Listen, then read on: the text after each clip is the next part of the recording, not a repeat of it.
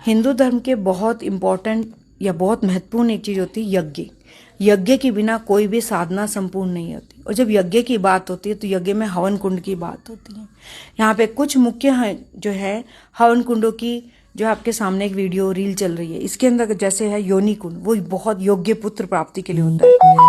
अर्धचंद्रकार जो कुंड होता है वो परिवार में सुख शांति के लिए उसका प्रयोग होता है, हवन किया जाता है। त्रिकोण कुंड शत्रुओं पे पूर्ण विजय प्राप्त करने के लिए अगेन। और वृत्त कुंड जो कि सर्कुलर होता है वो आपका होता है जन कल्याण और देश में शांति के लिए।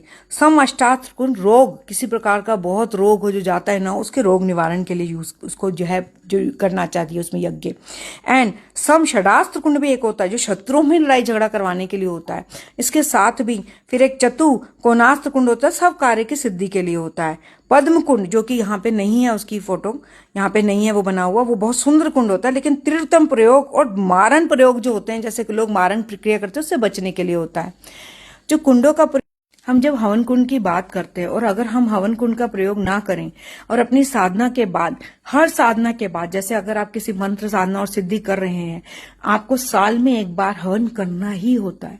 अगर आप हवन नहीं करते हैं और उसमें सही प्रकार के हवन कुंड का प्रयोग नहीं होता है तो साधना और सिद्धि दोनों ही नहीं होती है जिस प्रकार से हम चाहते हैं। ऐसा पुराणों में लिखा है। तो जो मुझे पता है, जो पुराणों में लिखा है, मैंने वही आपसे साझा करने की कोशिश की है।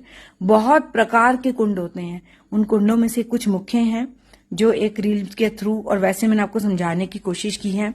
लेकिन उसके अलावा खाली हवन में यही नहीं होता है, हवन में कुछ ऐसी चीजें भी होती है कि नहीं करनी चाहिए।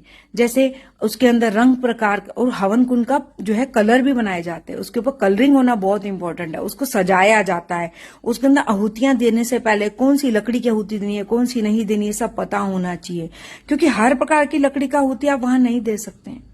तो हवन कुंड में किस दिशा में बैठना है वो भी बहुत इंपॉर्टेंट होता है। आप दिशा के बारे में भी देखिए, इसमें है। लेकिन आप यही हमारे जो है धर्म की, बहुत हिंदू धर्म की एक चीज है जिसके अंदर बहुत साइंटिफिकली है। अगर आप देखेंगे तो बहुत वैज्ञानिक तरीके से, थोड़ा रिसर्च करेंगे तो आप पाएंगे बहुत वैज्ञानिक है, क्योंकि जो हमारी दिशाएं हैं उन दिशाओं की एक एनर्जी होती है। तो आज तक के लिए इतना ही।